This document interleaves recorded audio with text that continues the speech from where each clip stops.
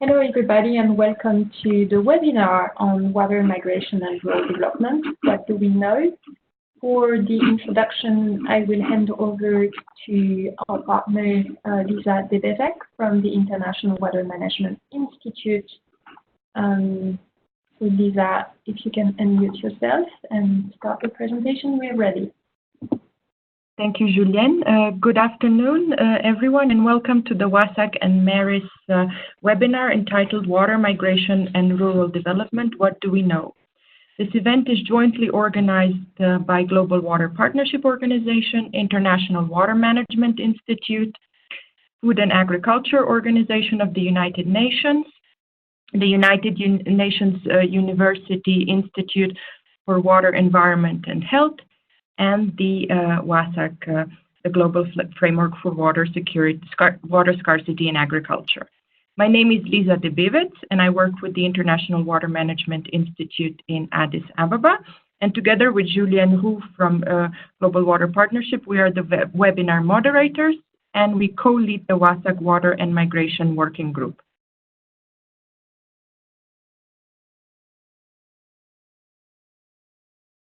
So before we start, let me address some basic housekeeping issues. You've already been all asked to mute yourself throughout the webinar.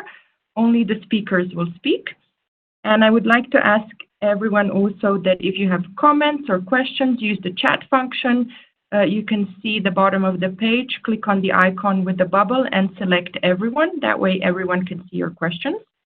But given that there are many participants to the event, we may not have time to reply to all the questions during the webinar. The moderators will have to select a few, so apologies in advance to those of you whose questions will not be answered.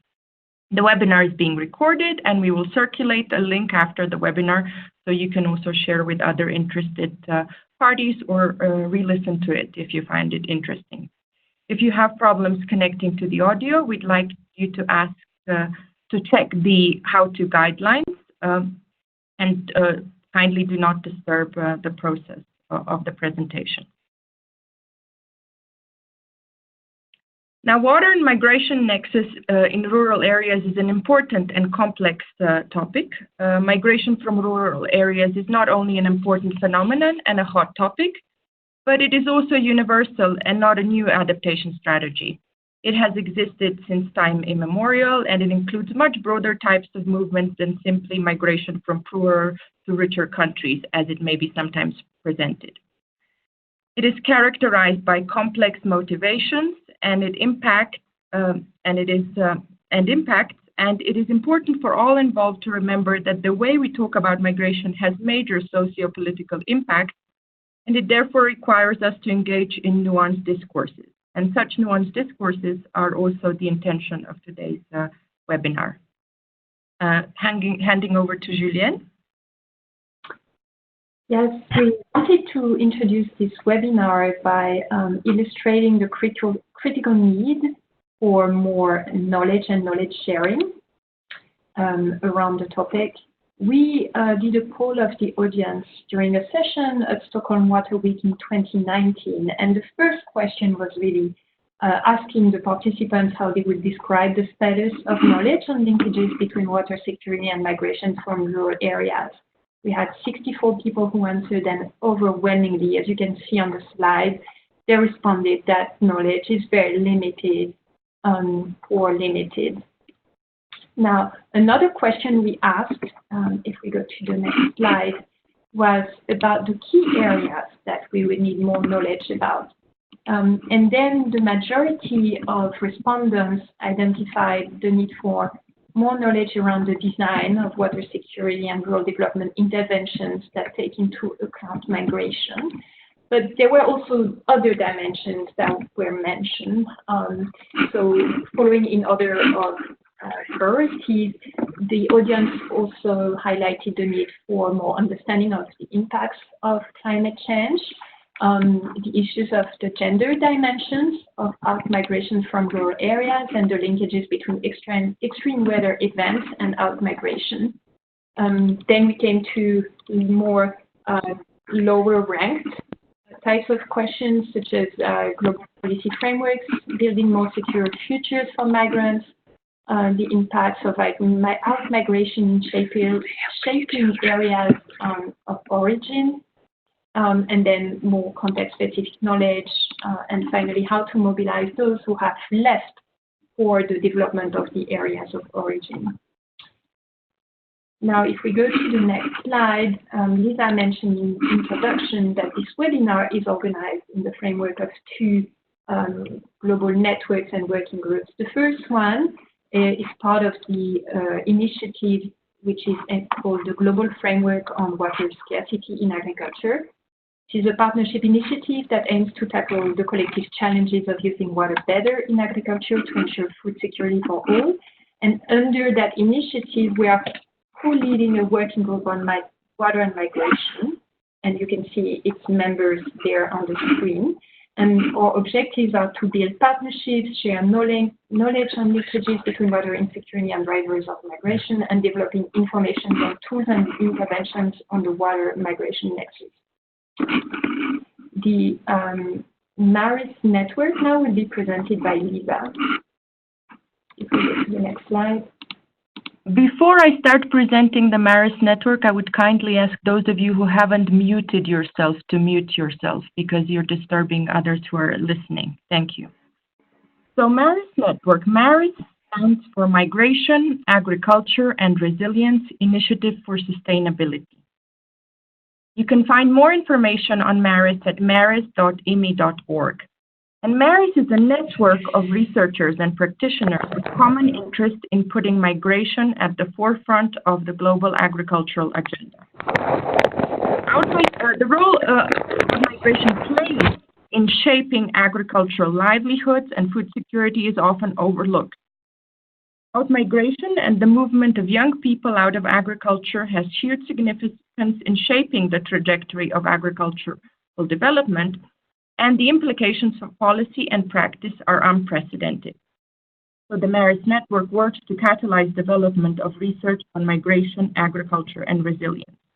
And it's a network that's open to everyone. So by going onto the website, you can see the institutions and individuals that are already members. You can connect with them, try and organize projects, events, and other things in relation to the work you do on migration. So everyone's welcome to join MARIS. Now, water, migration, and rural development, what do we know? This is the title of our webinar today. And the objective of the webinar is to explore dimensions of outmigration from rural areas, to present evidence and knowledge gaps. You've already met the two moderators, myself and Julienne Roux. And the presenters will be Patricia Mejias from FAO, Alan Nicol from IMI, and Nidhi Nagabatla from United Nations University. Nidhi will be joining us through a recording because she can't attend in person for a certain constraint.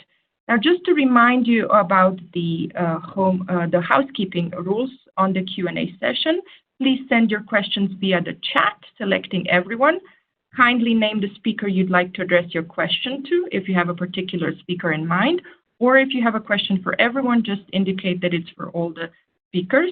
And reminding everyone again that due to time constraints, we will only be able to take selected questions. So apologies if your question is not included. And in case you haven't muted yourself, now is the time to mute yourself. I'll also turn off my camera shortly, but I will first introduce our first speaker. And this is Land and Water Officer in FAO Land and Water Division and an advisor to the strategic program for reducing rural poverty of FAO, which deals with issues such as rural migration and the access to natural resources for the rural poor. She has more than 15 years of experience in providing support to countries in improving access and management of water and agriculture. Her professional experience covers North Africa and Middle East, Sub-Saharan Africa, Latin America, and Europe. And I'll hand over to Patricia for her presentation. Thank you. So thank you very much, Lisa, for the introduction. I hope everyone can hear me well. So in my presentation, I will talk about the linkages between rural migration, water, and agriculture. As you all know, migration is very high in the political agenda. It is an issue that attracts a lot of attention. As you can see, migration is appearing in the news almost a daily basis, but it's also subject to much of controversy and also misunderstanding. We also all know that the 2030 Agenda for Sustainable Development of the United Nations clearly recognizes the importance of migration, the challenges, and also its opportunities. So here, okay.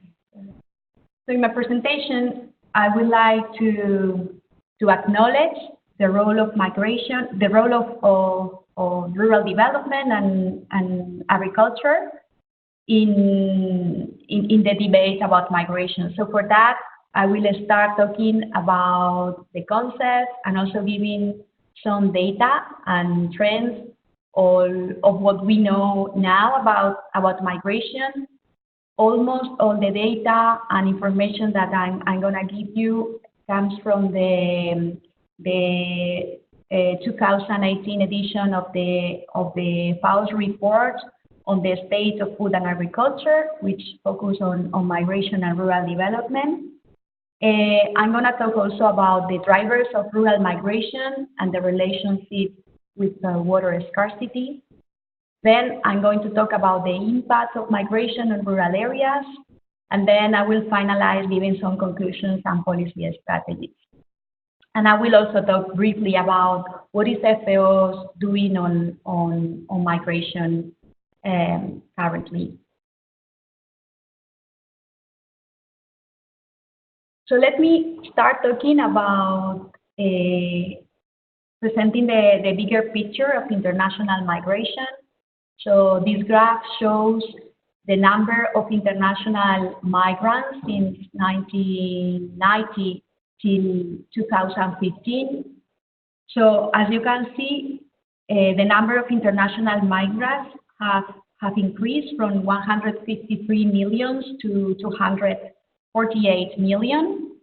But if you look at the graph and as you can see, the lines represent the international migrants by origin and destination.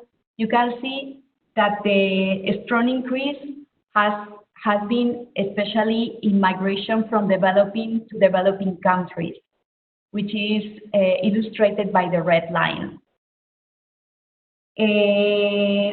It is also important to acknowledge that women's participation in international migration has also increased, and that they now represent approximately half of all international migration. Youth is also important, and it represents 1/3 of international migration.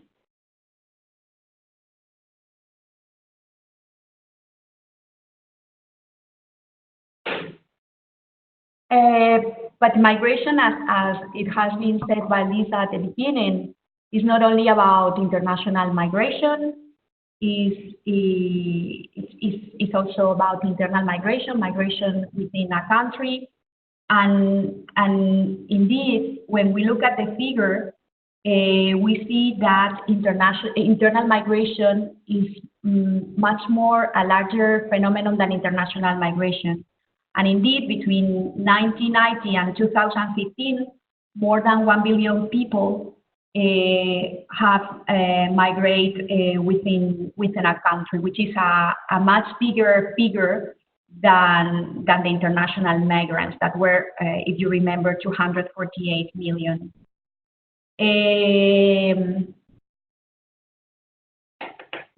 You can also see in the graph that internal migration is not only from rural areas to urban areas, but also from rural to rural areas.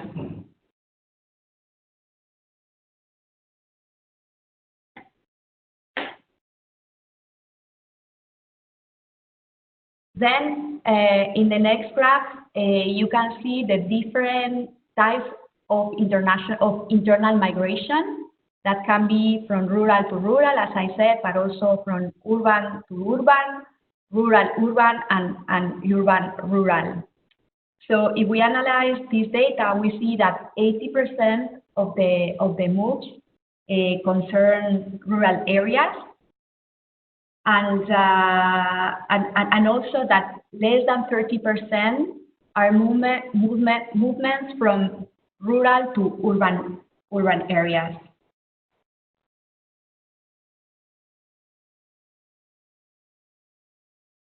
Sorry. So it is also important to analyze which are the main drivers of migrations. So we have identified three main drivers of migration. The first one is conflict, and indeed we have seen an increase in the number of conflicts and crises, and this has led to an additional 7 million refugees in 2015 compared to 1990. The second driver is climate-related disasters. And we have seen that the likelihood of being displaced by natural disaster has increased by 60% since 1970. And also we know that climate and water-related disasters displace an average of 26.4 million people a year between 2008 and 2015. And then the third main driver of migration is the rural development gaps. And indeed, we know that 80% of the extreme poor live in rural areas. Most of them depend on agriculture and natural resources for their livelihoods and food security. So we need also to acknowledge that water is very strongly related to the three main drivers. First, water can be a source of conflict. Then when we talk about climate disasters, we know that drought and floods are the majority of the disasters that are happening now in the world. And then on the rural development gaps, we know that most of the people, for instance, using unimproved sources of drinking water and lacking sanitation services, live in rural areas compared to urban areas. And also that employment and jobs in the agricultural sector are very water dependent. Indeed, 95% of agricultural jobs depend on sufficient water. So the availability of water will also have consequences on the creation of employment in rural areas. So consequently, it's important to recognize that the managing natural resources and water needs to be integrated in the migration debate. And also, migration needs also to be discussed in water fora and climate change fora. And indeed, in the past COP25, we have seen that migration has been one of the most important topics discussed in the climate change forum.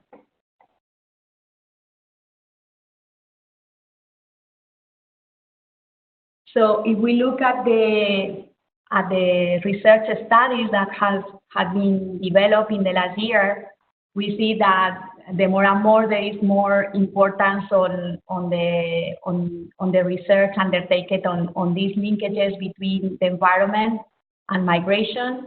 So in a study conducted by the Wittgenstein Center with other organizations, they have analyzed a number of empirical studies on environmental migration, and they see that since 2010, the number of studies have increased dramatically.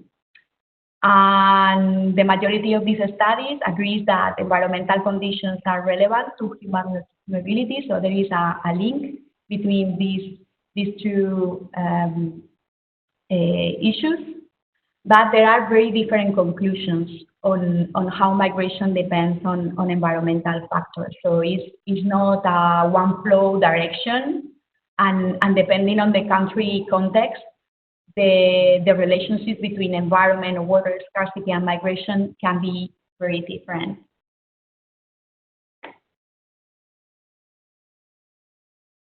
So now let's talk about the impact of migration in rural areas.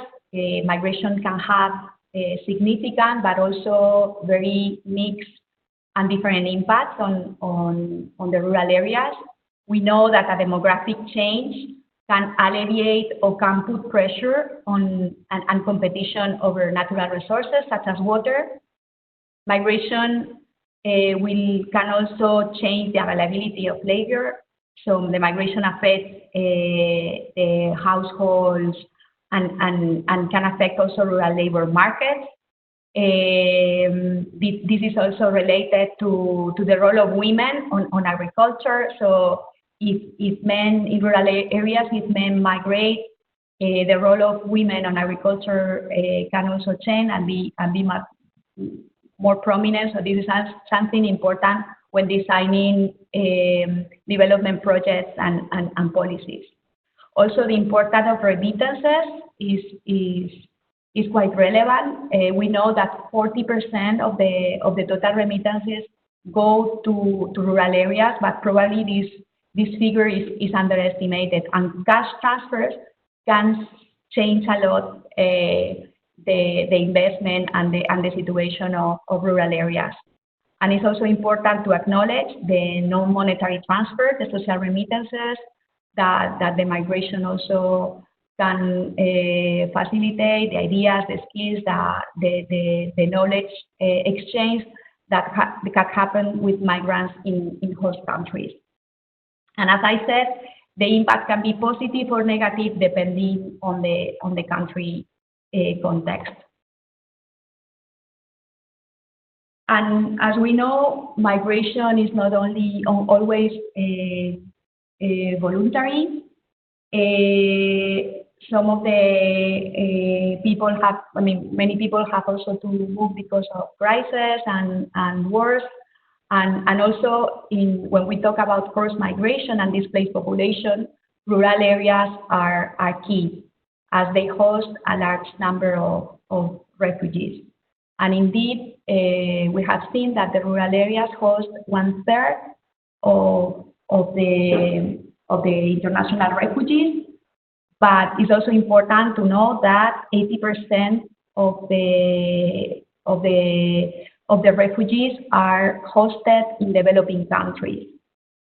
And in sub-Saharan Africa, for instance, 84% of the refugees are in rural areas. So for sure, this has also consequences on the availability of water resources in rural areas and also on food security.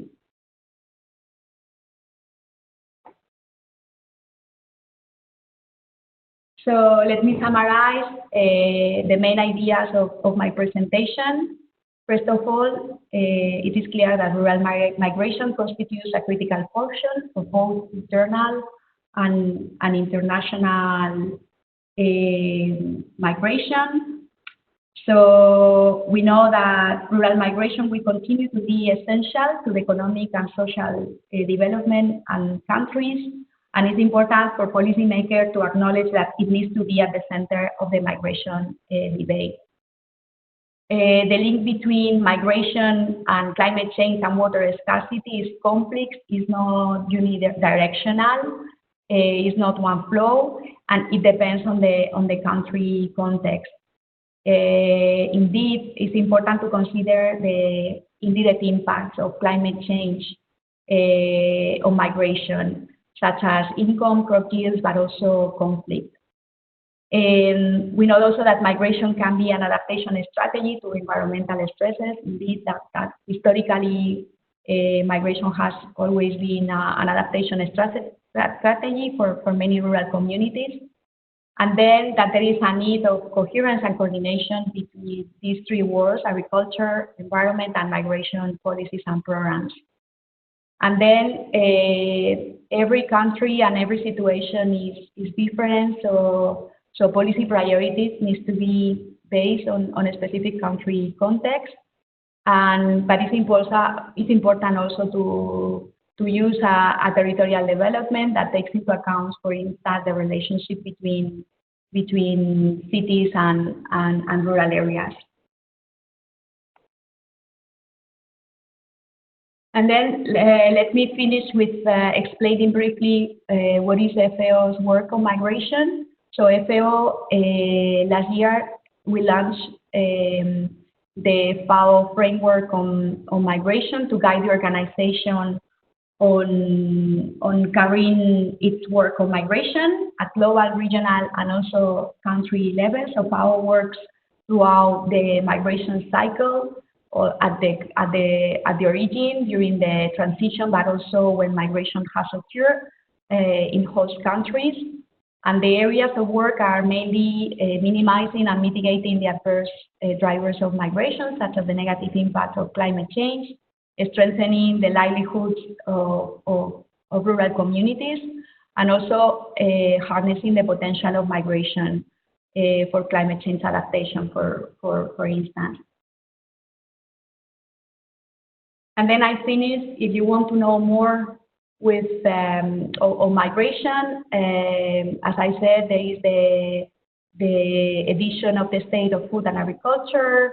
We talked about migration, which is online, and you can consult it, so you will find a lot more data and information on rural migration. There is also a publication on water stress and human migration that is also available in the website, and there is also a website which explains more in detail the FAO's work on migration. And you can also find information on the WASAC working group on migration and water and the activities. So I finish here, and thank you very much for your attention. Thank you to Patricia. I will now introduce the next speaker, Dr. Alan Nichols, who is a principal researcher and strategic program director for growth, water, and inclusion at the International Water Management Institute. Alan is a political scientist by training. He has worked in research, policy, analysis, consulting, and program development across Asia, Africa, and the Middle East for 25 years. He's a specialist in a range of water and development issues, from boundary hydropolitics to the household water security. He currently leads work at the interface of economic growth, transformation, and sustainable development. Alan, the floor is yours. Thank you, Lisa. Very generous introduction there. So I'm going to try and add a little bit of texture, if you like, to some of these debates. And I think I can give you video if you really want. I'm going to explore a little bit of information and knowledge that's gained from our work in Nepal and Ethiopia particularly, on the linkages between water and outmigration, rural development and outmigration. Next slide, please.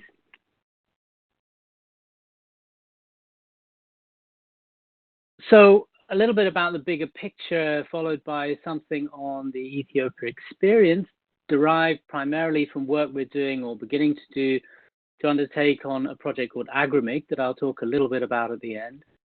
Something from our work under the Waterland and Ecosystems Research Program from Nepal and India, particularly exploring the phenomenon that Patricia mentioned about the feminization of agriculture and outmigration. And then something around the challenges. So as Lisa mentioned, I'm a political scientist by training. So for me, the critical issues are how do you turn understanding and knowledge of migration into good policy? How do you tackle the very real challenges of both countries like sending populations overseas, people moving out of particular development contexts into new development contexts, and those kind of circular loops, the feedback loops between the two? How do you manage that, govern that? How do you build constructive development policy around that? Patricia also mentioned the SDGs, of course, 10.7. SDG 10.7 is very much explicitly about migration and trying to improve that environment. So next slide, please. So on the bigger picture, I mean, this is a topic way at the top of the development agenda. I'm here sitting in the UK. I'm normally based in Ethiopia. In effect, I'm a migrant myself.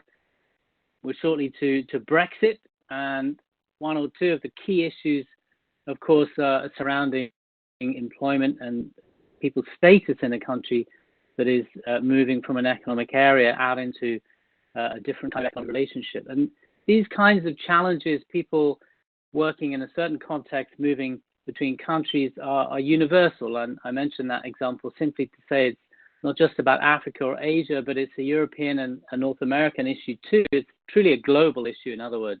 And the Global Compact for Migration that was agreed in 2018 at the end of December of that year was critical in raising interest and the importance of constructing good policy around migration. It was a very important stepping stone. And we have to remember that, as Patricia mentioned, increasing numbers of migrants are certainly one of the key trends out there, but that's partly reflecting a general 3%, roughly 3% of the global population that is part of that migration community. But of course, the global population is growing. So we have this constant growth in migration, and tackling it and dealing with it and not treating it. This is a critical issue, not treating it as a problem to be solved necessarily, but it's very much part of the development milieu, the development environment is what is extremely important. And one of the facts that I think has to be borne out there is that migrants contribute around 9% of global GDP. So although they may only be a global community of about 3% of the international population, their contribution to global GDP is disproportionate. Very important to understand that in relation to the purpose of governing, supporting, developing good migration policy, in other words. Not least because it's high up the development agenda, but it's also an extremely political issue. I mentioned, of course, the UK, but in Africa too, between African countries, populations of migrants have come under attack in some countries. There would be major challenges associated with the nature of work people are doing, the nature of work that they're seeking.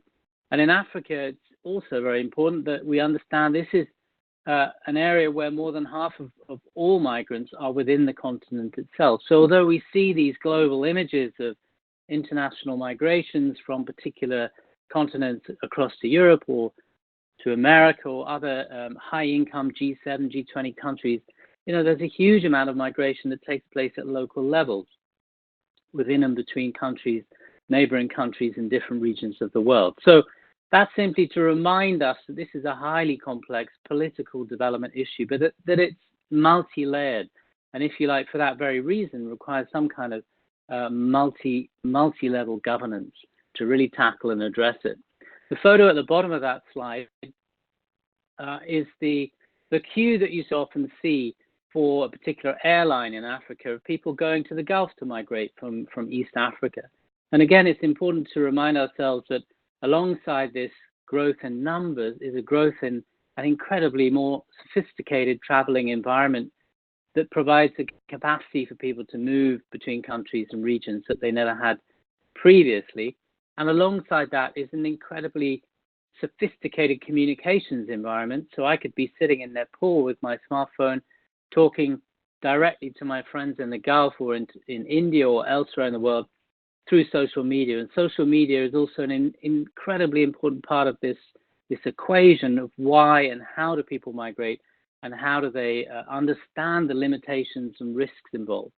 So next slide, please. So Ethiopia is an area where we've been doing a lot of work on migration, trying to understand the trends and challenges.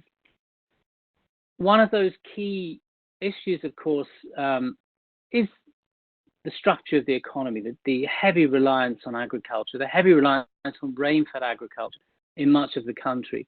And what that does is lead to risk and hazard, a sense of vulnerability. If you mesh that together with population growth, population now exceeding 100 million people, and if you look at that satellite image of Ethiopia, the darker green areas are the major agricultural producing areas, but also if you were to overlay a population density map on that, you'd see that's where the large concentration of population is in the country.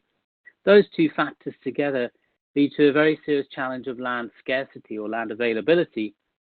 So each generation is seeing the parceling up of land into smaller portions. So combined with uncertainty and risk in water availability in rain-fed systems, there's a major impetus for people to seek alternative livelihoods, whether it's in rural areas, small towns, so rural to small town migration, or to Addis Ababa, or even further afield to other countries in the region or neighboring regions. And that protrusion at the top right of the satellite image there is part of the Arabian Peninsula, of course, where Yemen is situated, and Saudi Arabia and the other Gulf states, a massive economic draw or an economic market for low-skilled labor. So it's not just about countries and their own systems, it's about what are the neighboring systems and what are those issues of equality and inequality between very close neighbors. So in Ethiopia, the reliance on rain-fed agriculture, the vulnerability, the climate issues are not just about scarcity of water either. So if you look at the recent events in East Africa, the Indian Ocean dipole and the impact on excess rainfall, the flooding, the damage to infrastructure, the damage to crops, that is also an element of risk. So it's very important not just to see the water migration, rural development, and the rural hazard and risk dimensions in terms of scarcity, but also overabundance. What this tells us perhaps is that it's about managing and mitigating the extremes of water availability or lack of availability that will be more and more part of this long-term trend in understanding how rural development can be made more sustainable and livelihood security can be ensured.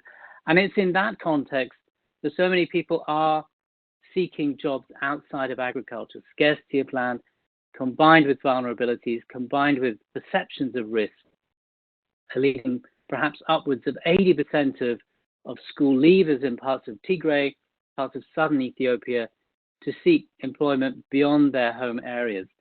Often that doesn't necessarily involve an immediate step abroad, but it could be a step to an urban area in that country as a precursor to part of getting into, if you like, the political economy of migration, the industry that generates a lot of the informal migration from Ethiopia, and then stepping into another economic space in Saudi Arabia or other Gulf states, or even to South Africa and Southern Africa. So linked to the issue of water and rural development and migration are also very important issues of a mismatch between jobs and employment on the one hand and the education output of, or the poor match between the education output in a country like Ethiopia. So critical issues here of combining, sectors. So it's not just about agriculture, it's also about education, it's about transport, it's about information and knowledge and communications. And one of those challenges is matching youth aspiration, which is driven by knowledge of what other people have managed to achieve when they've migrated to another country, matching youth aspiration with the quality and the quantity of employment available. So in a country like Ethiopia, there are important industrialization processes, industrial parks in different parts of the country, but often the perception of people, young people in those areas, is those aren't the kinds of jobs they want. They want something else. And if there's an employment market next door that can provide something they at least perceive to be more significant, they may be drawn to that rather than those industrial parks in their own country. So this industry around migration is also very critical to understand in a context like Ethiopia. And one of those big challenges that we're trying to work on with local governments and with other research partners in Ethiopia is how to construct good policy. There is a process of policy development at the moment with support from IOM and others to really help Ethiopia construct an effective migration policy that reflects some of the output of the Global Compact for Migration, of course, and reflects many of these intersectoral challenges between agriculture, transport, infrastructure, education, and rural development in a country like Ethiopia. Next slide, please. So moving to the Nepal India context, where we've also been undertaking a lot of work. Key points coming out here really from our work in waterlands and ecosystems and in relation to feminization of agriculture include this emerging duality in livelihood systems, also partly reflected in parts of Ethiopia, but this duality in terms of migration becoming a coping strategy in systems under stress. So in relation to in Nepal and the Terai particularly, major changes taking place in the last 30 years with a shift to a more cash-based, more liberalized economy. And lots of that liberalization led to demand for cash, the requirements to buy inputs, the impacts on farming systems of new patterns of consumer demand for goods, and with it, a change in the structures, the social structures, particularly for the poorest and most marginalized farmers, those who are renting land, who from larger landlords, who are the least able to make longer-term decisions. Migration became an option, particularly for young male members of households.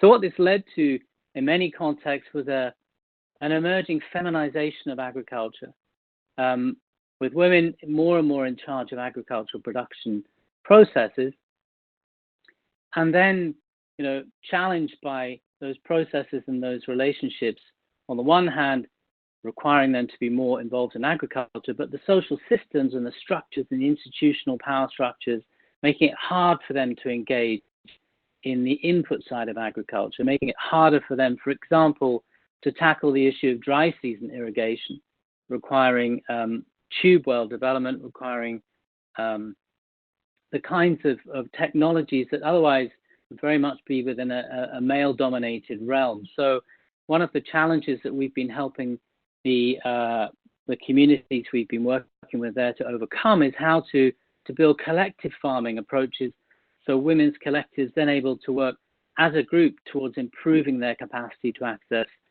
technologies, to access knowledge and information, extension services, and to be able to really build more successful farming systems, particularly around dry season agriculture and access to groundwater. So again, a broad range of issues from land through to gender-based empowerment, through to understanding the complexities of migration as a coping strategy. But within that mix, important issues around accessing water, groundwater in this case, in dry season agriculture. Next slide, please.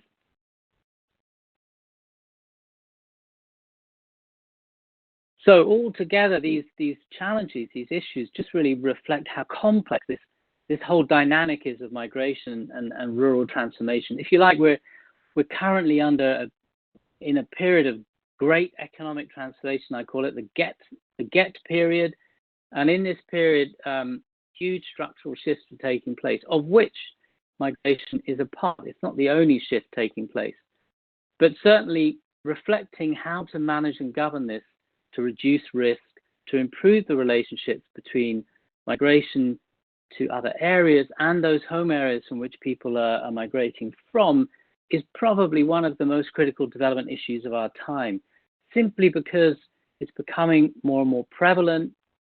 There's a real youth bulge in so many countries in East Africa and West Africa, Ghana as well, Uganda's the same, where an employment gap, gainful employment, is generating a really serious push because people are leaving rural areas. There's a shift out of agriculture for youth particularly, and yet the employment required in urban areas is simply not there. So people are seeking alternatives outside of their own country context. And understanding those loops, those feedback loops, the yellow arrows, if you like, in that diagram is really critical to the AgriMig project. So this is funded by the EU, it's an H2020 project, and we're working through those feedback loops, trying to understand how the relationships between outmigration and rural development can be strengthened, how we can govern interventions and relationships such that migration leads to more positive development outcomes.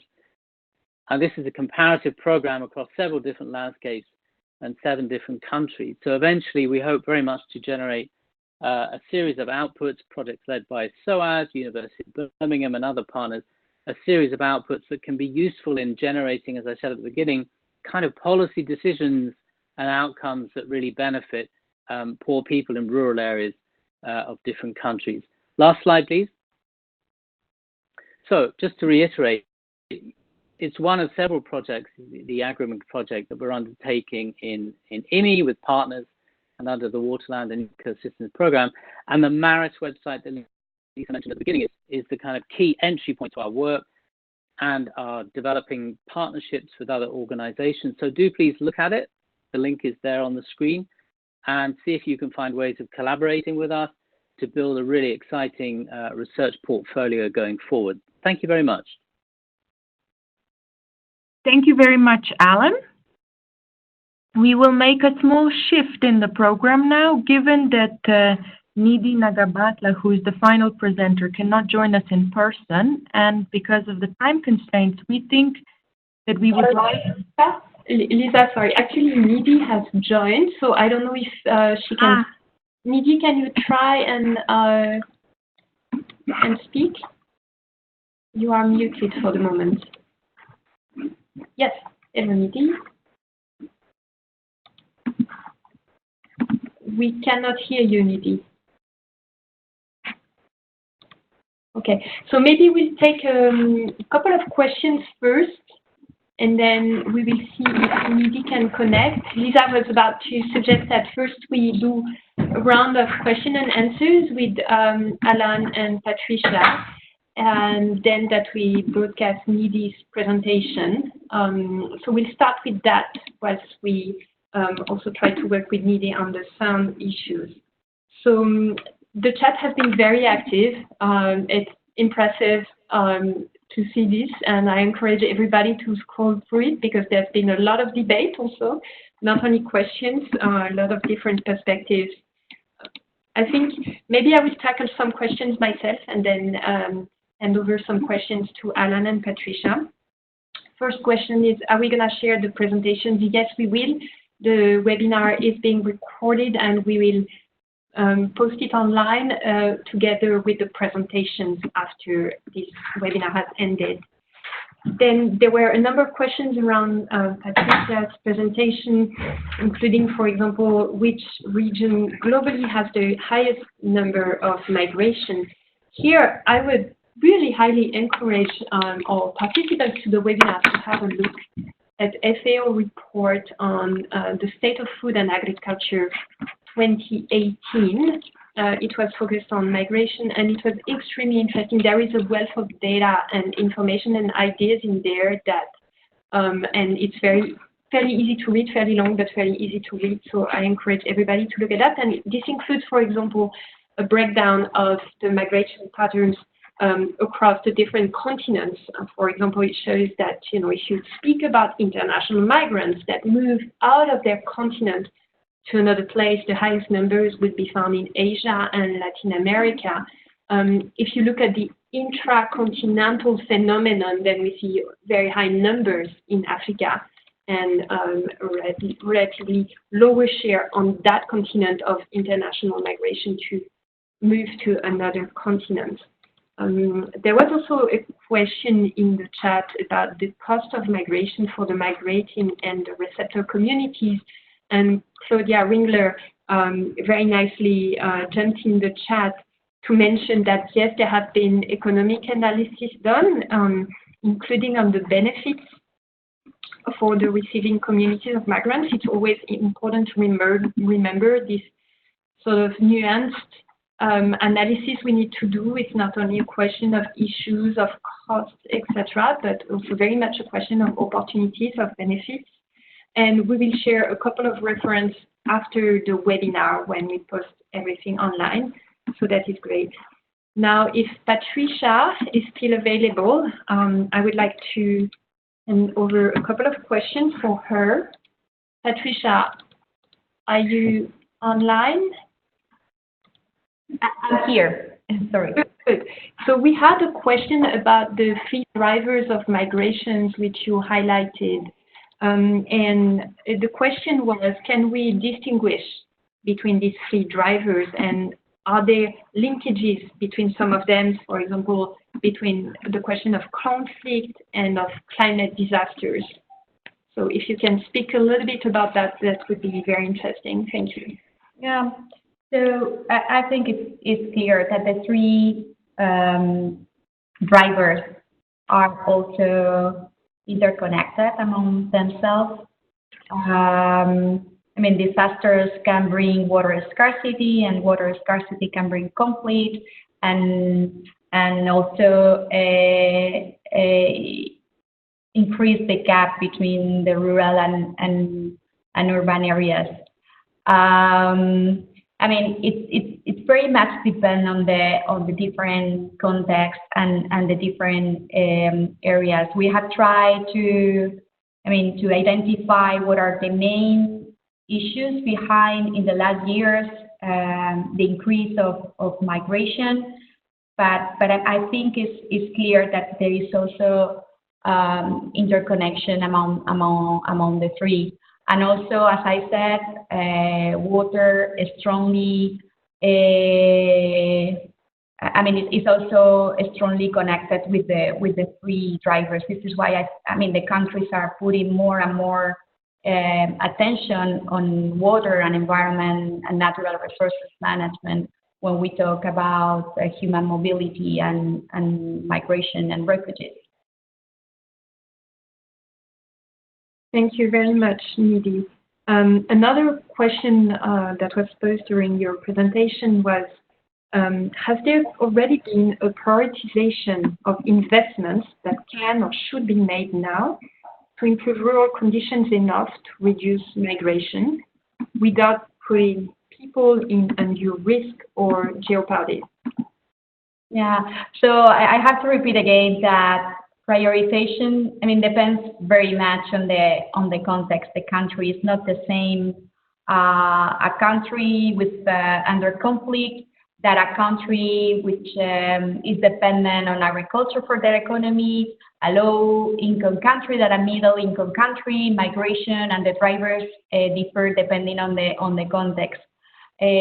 What that FAO we think is very relevant and useful is to apply and implement territorial development approaches that take into account in an integrated way the different problems, the different issues, the different stakeholders, and also the linkages between the rural and urban areas.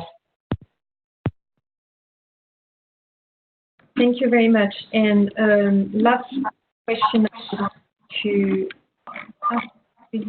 Sorry. Yes. So it's a very specific question, and we'll see if you can answer.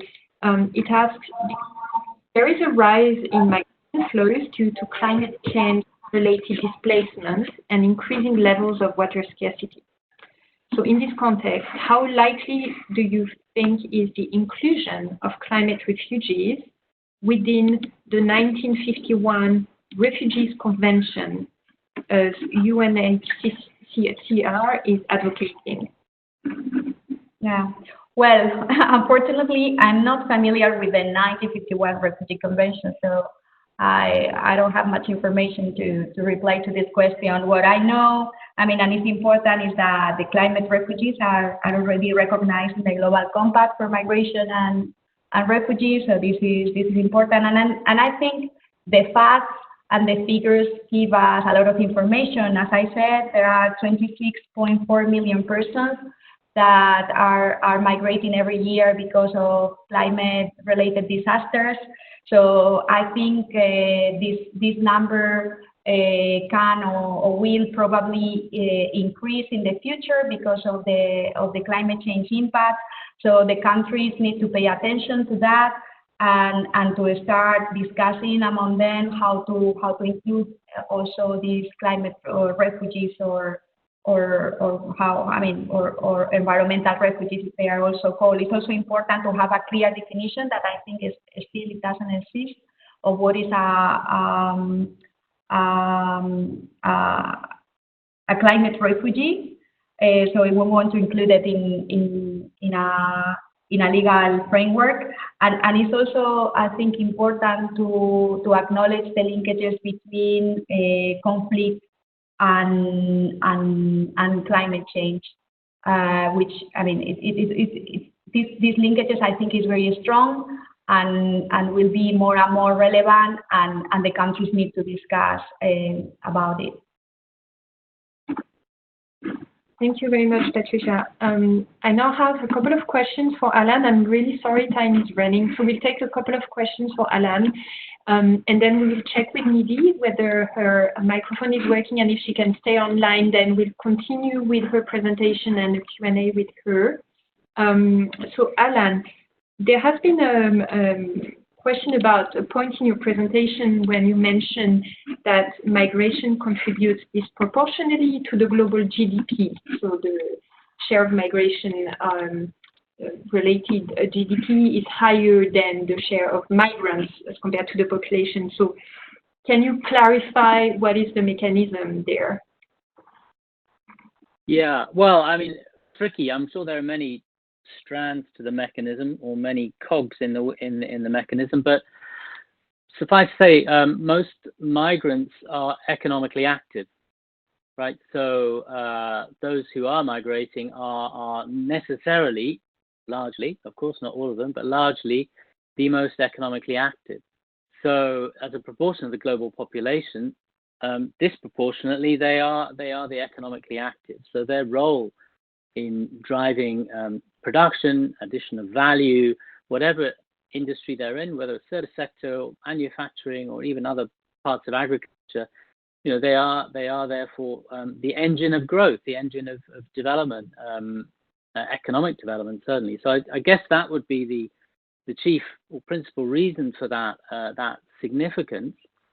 And yeah, I mean, I think there's also an education and a knowledge element to it. So people are learning, they're moving abroad, they're in that space in their lives when they're acquiring new skills and new capacities. And I'm sure there's also an element there in terms of their own development and how they can bring new knowledge back to their communities and new skills they've acquired as well. So I think there are many ways in which that relationship is manifested, but I think it's largely because those are the young and the economically active.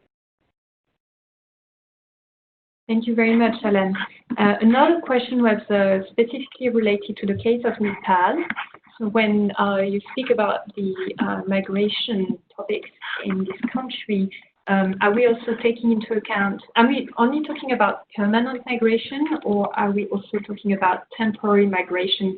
This might be, for example, work-related, when Nepalese people migrate to Middle Eastern countries, for example, for a few years. Both. So yeah, I mean, there's temporary seasonal migration, dry season, particularly people will move to other productive industries where agriculture isn't at that period in time requiring of their labor. There are also, you know, elements of temporary migration that may inadvertently lead to longer term permanent or semi-permanent migration. But it's also that longer term migration, so people will leave for several years.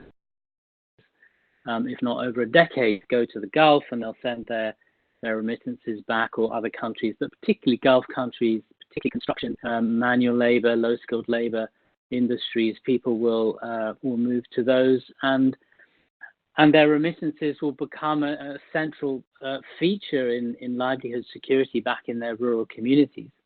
So it is both, and there's obviously according to the period of time in a particular year, a variance in the mix between permanent and temporary migration, but certainly it will be along the spectrum of both ends, permanent to temporary / seasonal migration. Thank you. And lastly, I wanted to ask you if there are things you wanted to add to Patricia's responses on the questions we asked her. I would just say, look, I mean, climate change is massively structurally changing the nature of agricultural systems globally. Yeah, I mean, it's shifting it's changing the growing season, it's changing the evapotranspiration rates in rainfed agriculture in different regions of the world. But we've got to be careful. It's not just about scarcity of water. It's not just about drought. And that's one of the kind of bugbears I have. I'm not criticizing anyone particularly who said this, but it's certainly part of the global discourse that we tend to assume climate change is about drought, scarcity.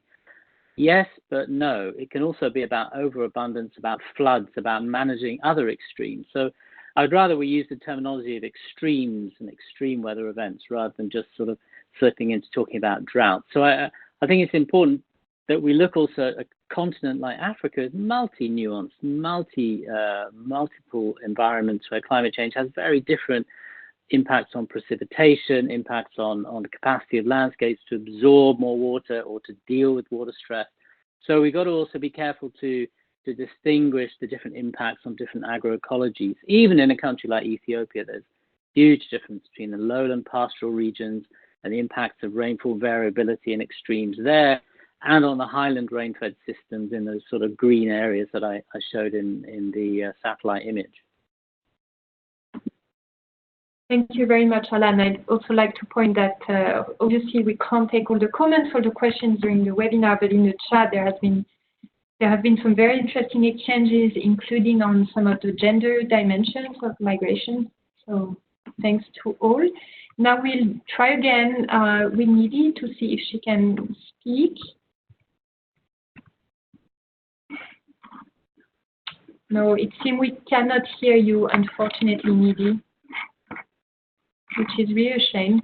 So what I propose us to do is that we will broadcast Nidhi's presentation because she had kindly recorded it in advance.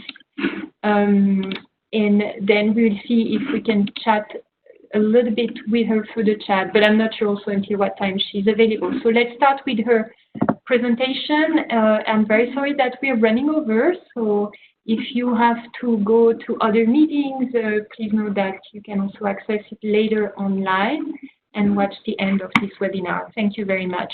And maybe to introduce Nidhi's presentation, I should mention that Nidhi is a senior researcher at the United Nations University's Institute for Water, Environment and Health. And at UNU, she directs the water security and migration research and coordinates the capacity development agenda.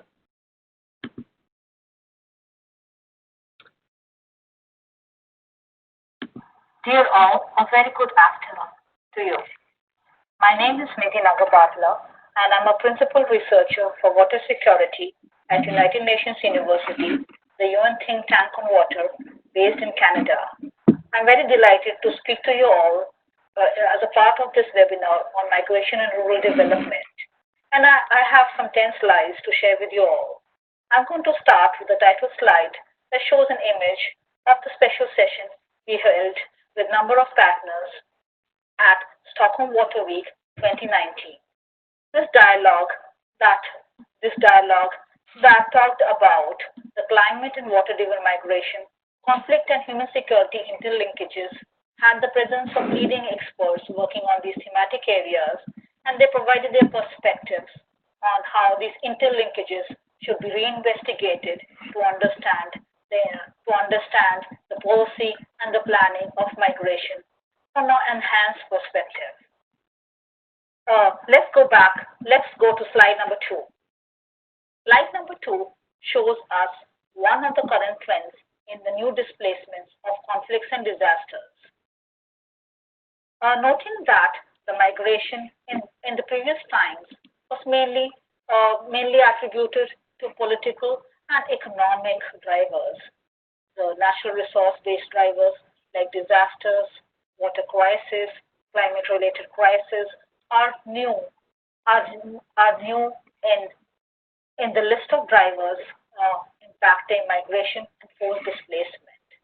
These are especially playing a key role in vulnerable and remote communities around the world, which are highly subjected to water-related disaster and extreme climate events. Let me also show you the inset from the Congo Basin, the region that has been listed as a hotspots of vulnerability, not only from a political conflict viewpoint, but also from natural.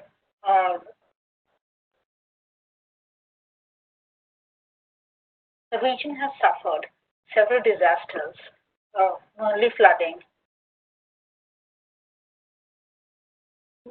Let's also slide number 3. Let's have a look at slide number 3 that depicts highlights from recent development reports, the World Water Development Report that listed water price projections to be that could impact as much as half of the global GDP.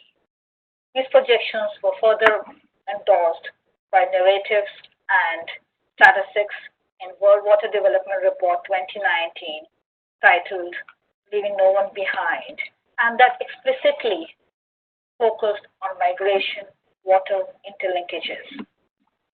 Other attributes like gender roles, socio-political dynamics, and socio-cultural complexities are also explained to a good extent in these international documents.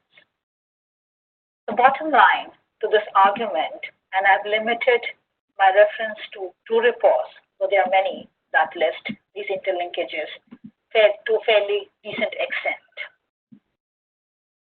The bottom line is that the focus on drivers and the focus on solutions that mostly refer to response mechanisms needs to be deliberated in tandem.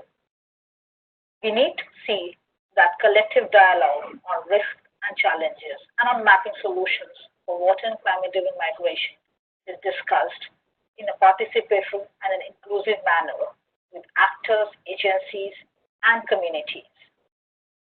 Second, contextualizing complexities in addressing migration stemming from water and climate crisis needs to develop an enhanced understanding of how these trends and patterns are emerging in multiple sectors, be it transboundary water systems, be it national sector water allocations, be the matters of water quality related migration, water quantity driven migration, or forced displacement by extreme events. Slide number 4. May I take your attention to a blog that was published by Future Earth last year, in which the interlinkages between water, food, and energy nexus was deliberated in the context of migration, taking a balanced approach on how focus on causalities, drivers, and triggers should be addressed in tandem to focus on developing response mechanisms and solutions. In summary, understanding these drivers and causalities and response mechanisms would give us a chance and an opportunity to outline more integrated policies and planning mechanisms for managing migration. This may even hold a crucial value for rural environments where the issues of youth, unemployment, inequality, and poverty may exist to a larger extreme.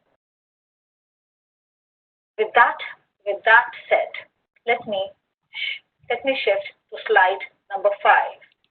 After some of these notes that I've shared in the previous slides, may I take the opportunity to introduce you to a new project that UNU Inwe is co-leading with many agencies in the Central African region, primarily University of Kinshasa.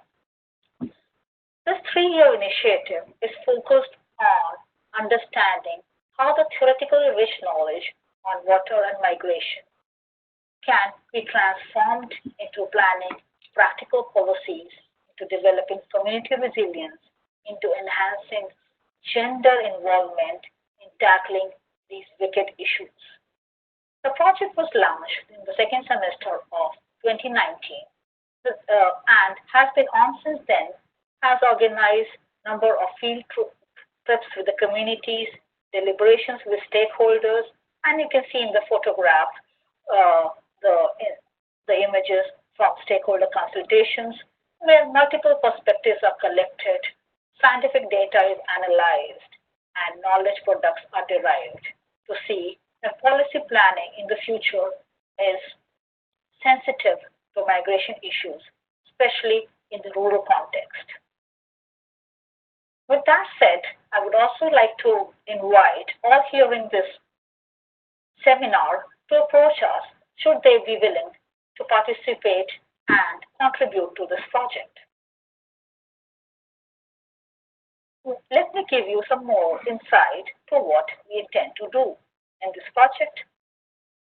As I said before, the main objective is to strengthen community resilience to water crisis and climate change by enhanced understanding of interlinkages between water-driven migration and conflict. The knowledge management of the outputs and outcomes will be packaged into a research category, capacity building of local actors and communities, and multiple ways of dissemination and outreach and advocacy. These three elements have been given a very balanced share in the project implementation planning and will be handled in tandem through a feedback loop mechanism. An integrated issue in the Democratic Republic of Congo context and largely in the Congo Basin context is the case of Maboro people. This nomadic community have had a traditional lifestyle of living with livestock and moving across water systems wherein their food and livelihood and water security lies. In the past years, Lake Chad is not a new case. We all know or must have heard about it from a different angle, shrinking of Lake Chad, or conflict of political nature, or a civil conflict to lack of water for irrigation and for growing crops. In general, food insecurity, reduction in livestock population, political turmoil, and cultural complexity, a key outcome of this mix is migration of local people and largely forced displacement. The tribe is moving into newer territories in search of water for themselves and their livestock for survival and for sustainability. This has disrupted, to a certain extent, the pre-negotiated cultural norms in water sharing and land sharing. The outcome is conflict. Needless to say that the water migration interlinkages or interactions thus interface with conflict to some extent or to a larger, based on the context. Either these interlinkages may lead to a conflict or may exacerbate the existing conflicts, in which either case it may impact the social and political stability and in the longer term sustainability. So that said, understanding these interlinkages from the perspective of data, information, and knowledge remains pertinent for local, regional, and global stakeholders to ensure peace and sustainability in the region and in the continent. Taking an approach of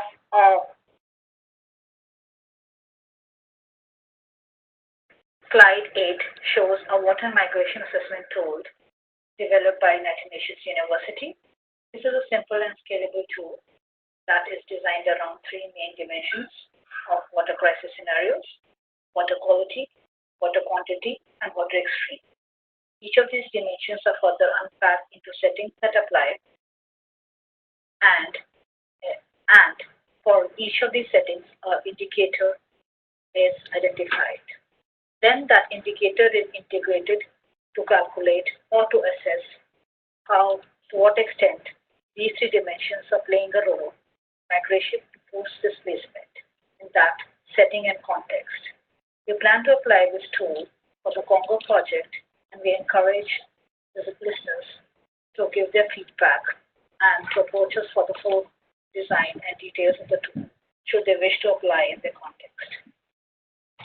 That said, I will shift to slide number 9, and towards the closing note that many international reports and events, two being the Stockholm Water Week and the World Water Development Report, were very explicit about raising the water migration interlinkages perspective and giving the stage to this dialogue.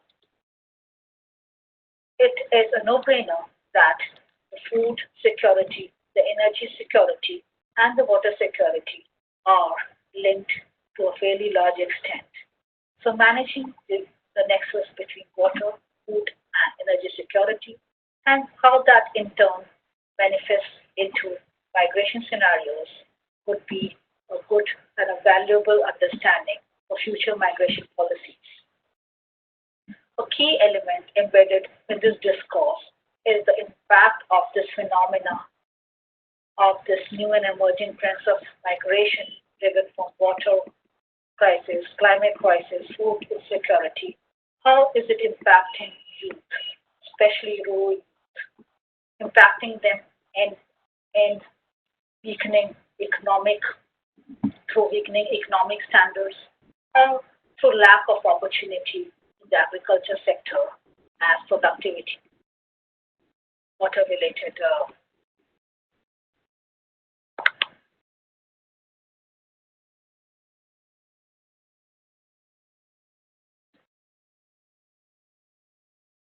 Slide 9 gives us a message on mobilizing capacities of vulnerable communities to address water and climate-driven migration and forced displacement.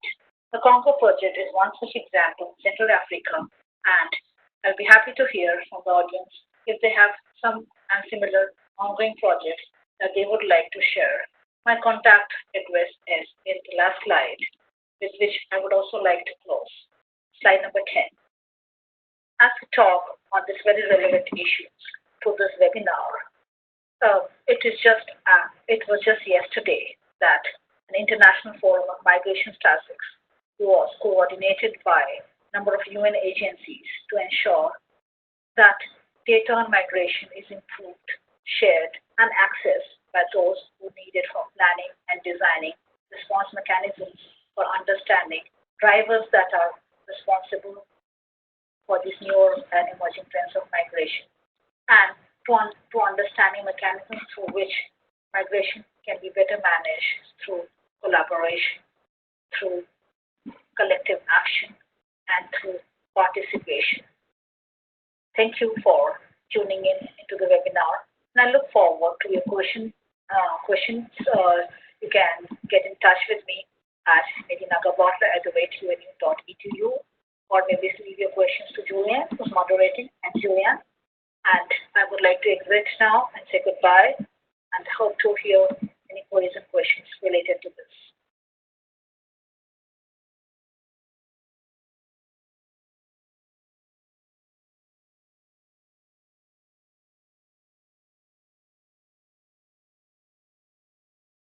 Thanks very much to Nigi Nagabatla for the presentation. I'm very sorry she couldn't do it live, so we had the recording.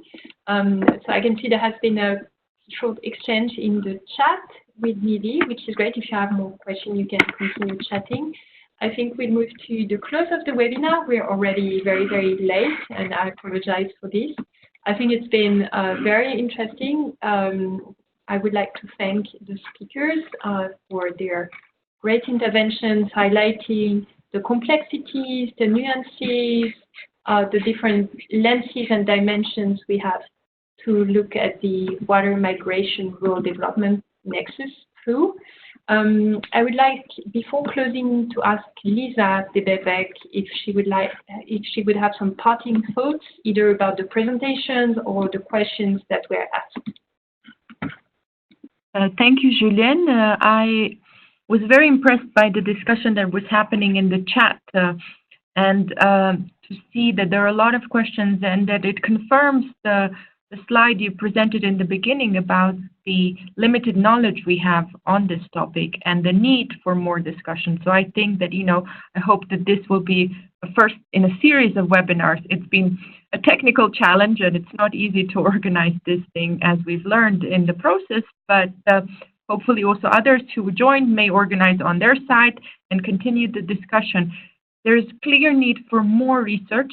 There were so many questions on things that have been researched, but things also that haven't been researched yet. And so I encourage everyone to really try and, develop proposals and, do research projects on these topics so that we can have a better pool of knowledge that we can then use to persuade policymakers. As Alan was saying, this is key. There has to be a transfer of the knowledge that researchers, practitioners in the field have, that it goes to the policymakers so that we can avoid this type of what can be considered as an alarmist discourse. Because as I mentioned in my introduction, we want a nuanced discussion on this thing.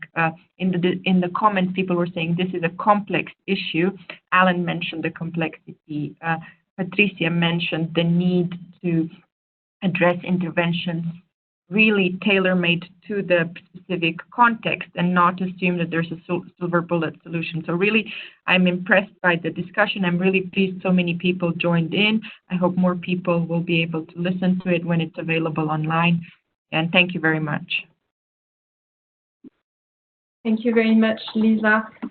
Yes, we are indeed looking forward to continuing the discussions with you all, and we will see if we can organize a follow-up webinar in the coming months to continue the discussion and also maybe then start discussing as well what it means from a policy perspective and from a policy maker viewpoint, how to make sure that the policies are well designed to take into account the existing migration, for example, what changes it has made to the rural context where we have interventions, and also how we can help people make sure that people have choices whether or not to migrate.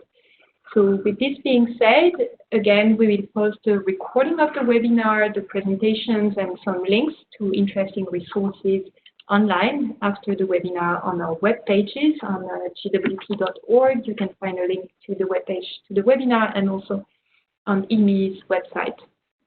So thanks to all for your participation, your contributions, your interest, and I would like to wish you a very pleasant day.